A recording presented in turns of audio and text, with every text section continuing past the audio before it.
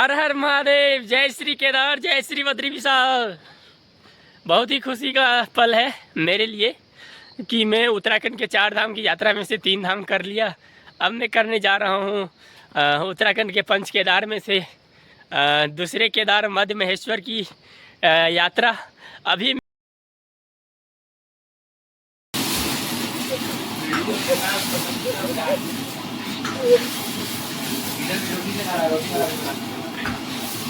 देखिए हमारे भाई साहब पनीर बना रहे हैं या आग लगा रहे हैं, पता नहीं चल रहा। क्या भैया, आग लगा रहे हैं क्या? ये देखिए पनीर में आग लगा दिए थे। इनका नाम है मोहित जी और ये सबसे सुपर खाना बनाते हैं, टेस्टी, बिना पानी का। वही हिमांशु जी का टेढ़ा मेढ़ा रोटी बन रहा है। First time. अरे ये कौन खाना बनाता है? देखो रोटी में डालते हैं क्या टमाटर? तो बोल रहे हिमांशु जल्दी 12 को रोटी कर दो, जल्दी में 1 मिनट भी। और एक हमारे भैया है जो कि रोटी सेक रहे हैं, देखिए कच्चा ना सेकिएगा।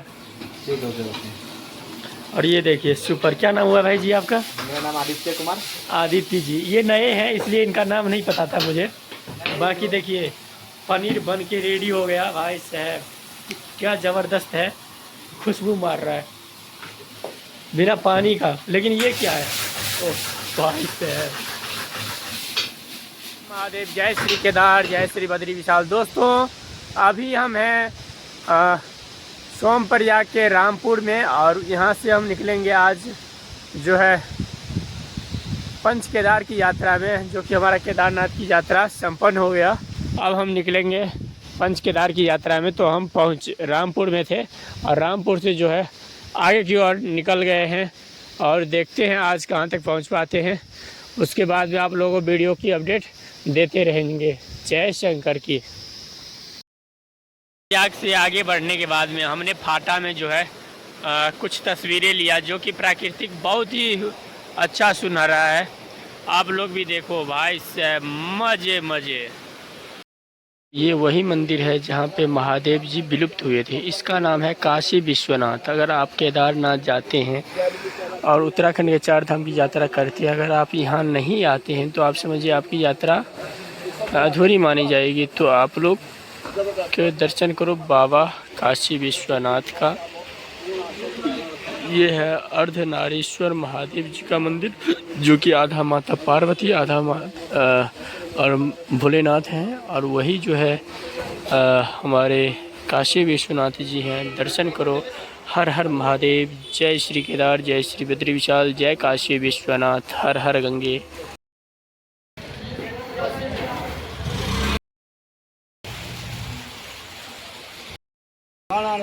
शेषम त्र्यंबकम गोमती और हिमालयम चित्तलालम, वो 11वां ज्योतिर्लिंग है, इसीलिए वो श्रेष्ठ माना गया।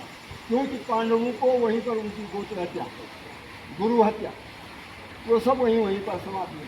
वो भैंसे का रूप धारण भी वहीं पर किया उन्होंने। तो जब भैंसे का रूप में छिप गए तो पांडव गए, तो वहाँ गए देखा उन्होंने क्या कि चारों तरफ जो है भैंसा जो है उस जमीन में चूम रही। तो फिर धर्मराज जी ने, सौदेव उनके साथ में भाई था उनका छोटा, तो उनसे पूछा कि हे भैया अब देखो ये क्या है। तो उन्होंने अपना विचारना किया। तो उन्होंने कहा प्रभु भगवान भोलेनाथ इन भैंसों में है। तो फिर उन्होंने कहा इन भैंसों में है। तो भीम से कहा तुम ऐसा है, हमारे साथ भीम बली हैं, तुम ऐसा करो कि मेरु और सुमेरु 2 पर्वत है के, एक पाँव तो इस मेरु में रखो और एक दूसरा पाँव जो है सुमेरु में रखो। तो जो भगवान बोलेंगे होंगे वो कभी भीम के पाँव के तले नहीं जाएंगे, और जो माया रूपी होंगे वो सब निकल जाएंगे। फिर वो उन्होंने इसी प्रकार से वहाँ पर यज्ञ किया। तो नकुल ने उनको सब खदेड़ते गया, डंडा मार करके सब हराता गया। आखिर वो वैसा रह गया जिसमें भगवान का अंश था। तो वो तभी वो ज़मीन में धंसने लग गया। तो भीम ने तभी उनकी पूँछ पकड़ दी और वो जरा गदा लग गया। तो इसीलिए केदारनाथ में घी का मातम जो लगा जाता है, इसीलिए मातम उस जगह में जो है घी मला जाता है।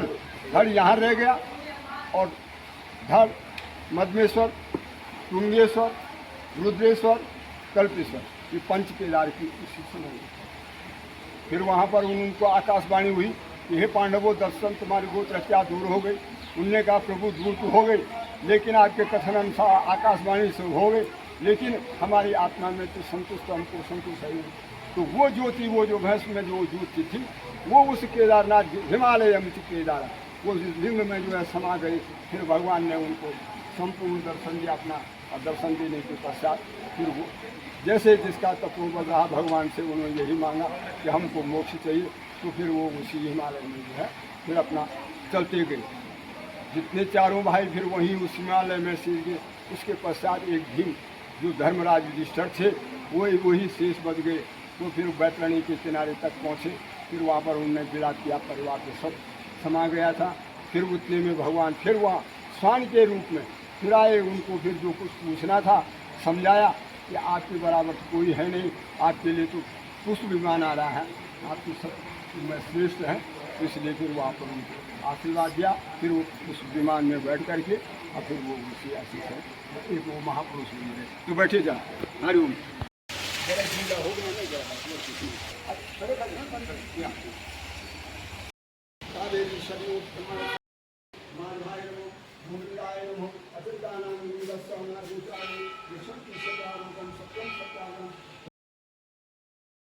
ऐश्वर्यम सर्वभूतानां ताम्योपौषम अक्षुआकुमादाश्योत ग्रहाणां परमेश्वर अक्षन्ते समर्पयामि धर्म मालिन्याः सवन्यानि मालिकायु मह्यातानि पुष्पाणि पुष्पन्ते समर्पयामि धर्म नारायणाय समर्पयामि विहो नानाशुभं पुष्पाणि यथा कालोद्भवानि च पुष्पं सभासगाय नानाशुभं पुष्पाणि यथा कालोद्भवानि च पुष्पान् दत्तमया दत्त ग्रहाणां परमेश्वर पुष्पन्ते समर्पयामि धर्म।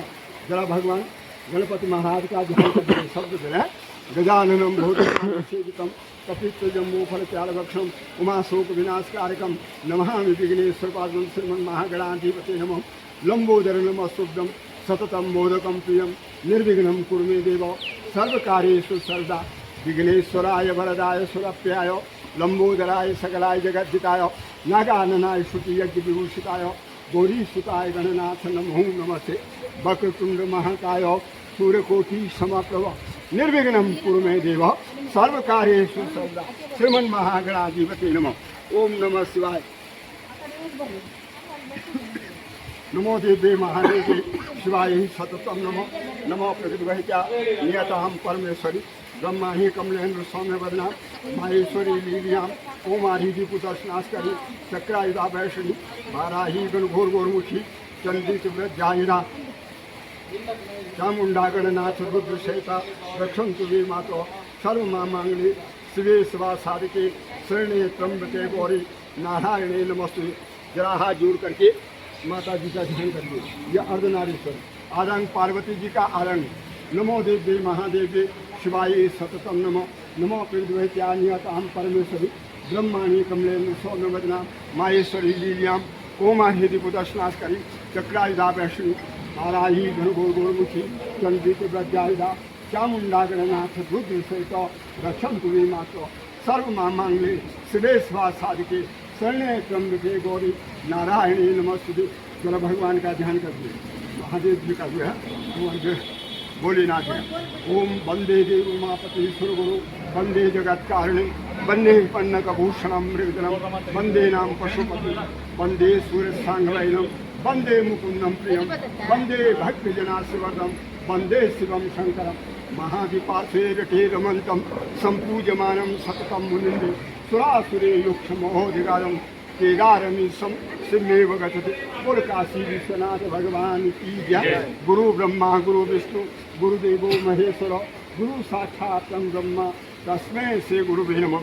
अब इसके अंदर गुप्त दान दिया जाता है, जो आपकी श्रद्धा, जो आप लोगों को जब एक श्री लोग लगा इसके अंदर बस अब इसमें जरा पूजन होगा और संकल्प करके ब्राह्मण को दिया। उसके बाद प्रसाद पार्वती नाथ सर्व पापो हरो भव हे भोले बाबा हमारे पूर्व जन्म के इस जन्म के भूल चूक से जो भी अपराध हुए हों उनको इस स्थान पे मुक्त कर दीजिए, क्षमा कर दीजिए। और काशी विश्वनाथ भगवान की जय। अब ऐसे करके जरा बैठ करके सब हाथ करो, जरा बैठ जाओ, थोड़ा इतना कष्ट हो रहा तो अब ये संकल्प होगा सब लोग सब इसी में जो है हाथ लगा करके अब ये चावल सबके हाथ में आएगा।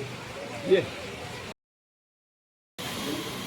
जो है ऊखी मठ जाएगी। ऊखी मठ में जो जहाँ पे बाबा केदार के 6 महीने डोली रहते हैं ना, उस जगह पे जाएंगे और आपको दर्शन पाएंगे।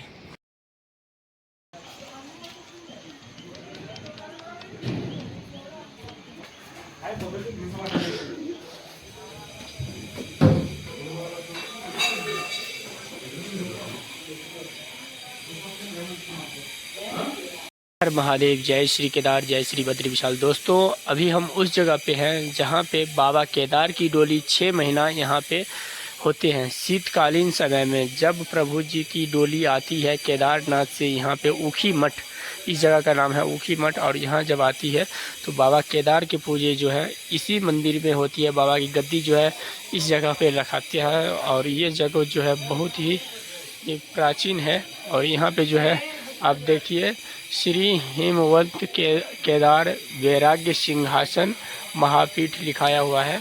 और यहाँ पे जो है और इस मंदिर में जो है बाबा केदार के जो है पूजा होती है और यहीं पे डोली रखाता है।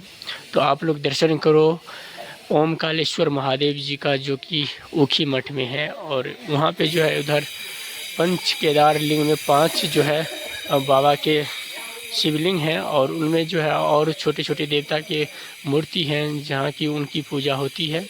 अगर आप 12 ज्योतिर्लिंग, 4 धाम, 7 सप्तपुरी, 18 शक्तिपीठ एवं पंच केदार, पंच बद्री, इस सब की यात्रा में हमारे साथ हैं तो इस यात्रा में भी हमारे साथ होंगे और आप लोग दर्शन करो। जय श्री केदार।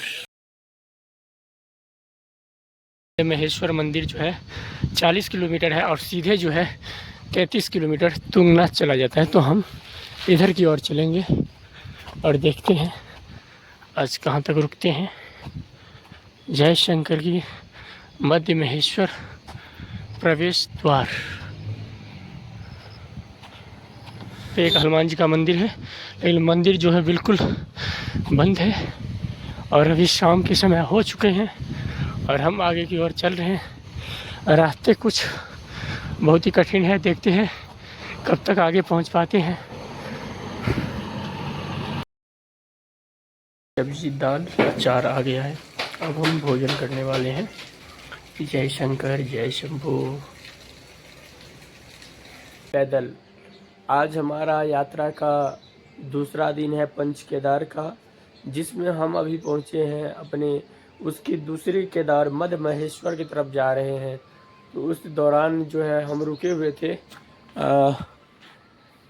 मानसूना गांव में और ये पंचायत भवन है और यहीं पे रुके हुए थे। यहाँ पे गाड़ी पार्किंग है और इसके ठीक ऊपर में जो है रुके हुए थे। नीचे मंदिर भी है लेकिन मंदिर थोड़ा नीचे है इसलिए नहीं गए और यहीं पे जो है रात में एक भैया से जानकारी लेके पंचायत भवन पे रुक गए।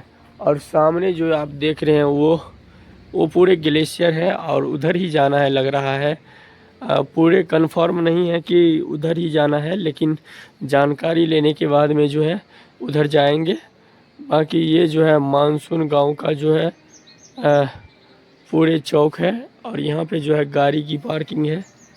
यहीं पे अपनी रात्रि विश्राम हुआ था, इसी जगह हमने अपनी टेंट लगाया हुआ था, रात में यहाँ सोए और सुबह जो है अब यहाँ से निकलते हैं अपनी अगली यात्रा के लिए। जय श्री केदार, जय श्री बद्री विशाल। महेश्वर की रास्ते में अभी मानसून गांव से आगे निकले हैं, लेकिन पूरे जंगल का एरिया है, बिल्कुल डेंजर रास्ता है। आप लोग देखिए कितना खतरनाक रास्ते हैं, इधर कब कहाँ से भालू और शेर आ जाए इसका डर लगा रहता है। पूरे एरिया जो बिल्कुल खतरनाक है और इस रास्ते से चलना आसान नहीं है। कहते हैं कुछ लोग कि यात्रा करना आसान है, आसान तो मैं कर रहा हूँ, मुझे हंसी भी आती है और डर भी लगा रहता है। और इस प्रकार की ट्रैक से अभी जा रहे हैं। जय शंकर, जय शंभो।